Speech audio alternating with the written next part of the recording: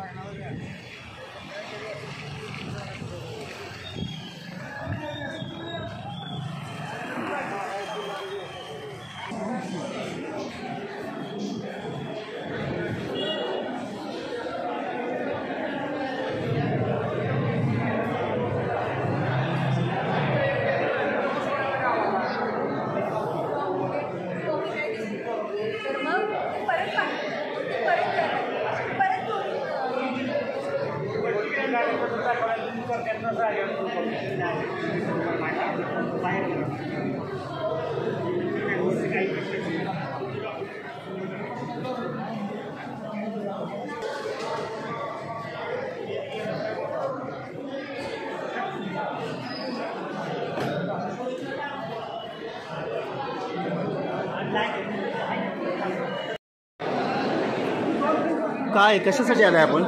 कशासाठी आलाय? व्हेरिफिकेशन करायला। काय प्रॉब्लेम काय का आज सोडत नाही? जात पडताळणी किती दिवस झाले येत आहे? 2 दिवस झाले। काय प्रॉब्लेम काय काम होण्यामध्ये? काल थोडी गर्दी जास्त होती आणि वेळ बी गेला जास्त। सर्व्हर बंद होता।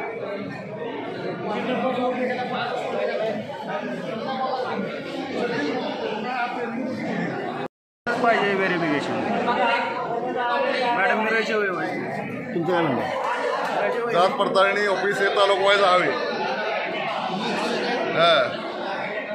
तुम्ही कुठून आलाय? कळवून आलो आणि ज्या वेळेस जाहीर झालं त्यावेळेसच सांगायला पाहिजे होतं ना काय काय पाहिजे। इतकी गर्दी झालीच नसती, इतका वेळ लागलाच नसता। जात पडताळणी त्या वेळेस पाहिजे ना। कशासाठी हवे जात पडताळणी? शिक्षणासाठी पाहिजे।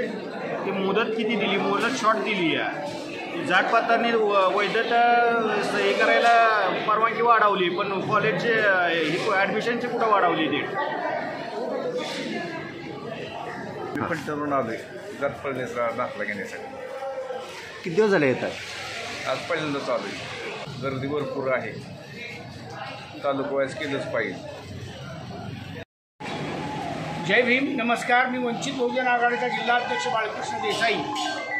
तेव्हा या जात पडताळणीचं कार्यालय त्या ठिकाणीच नाही, न्यायभवनला आहे आणि या ठिकाणी हजारोच्या संख्येने रोज लोक येत आहेत। लोकांची तुफान गर्दी असते। इथं चिखल तुडवत पाय भरत असे लोक जात असतात। माझं असं शासनाला विनंती आहे की ते न्यायभवनाचं जात पडताळणीचं कार्यालय प्रत्येक तालुक्यात करावं, म्हणजे तिथला अडचण दूर होईल आणि प्रत्येकाच्या तालुक्याच्या सुविधा त्या त्या ठिकाणी पूर्ण होतील।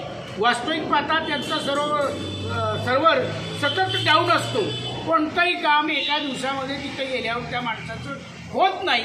त्यामध्ये बाल, वृद्ध, तरुण, महिला या मोठ्या संख्येने कामासाठी तिथे येतात आणि तिथले पदाधिकारीसुद्धा त्या गोष्टीला न्याय देत नाहीत आणि त्यांचं काम साधारण होत नाही। ही गंभीर बाब आहे। प्रशासनानं आणि कलेक्टर साहेबांनी याच्यावर लक्ष घालावं आणि याचा न्याय त्यांना द्यावा, अशा प्रकारचं आव्हान मी वंचित बहुजन आघाडीच्या वतीने करतो। हे जर झालं नाही तर आम्हाला आंदोलनाचा पवित्र एका आठवड्यात उचलावा लागेल, याची आम्ही तुम्हाला आवाहन करतो।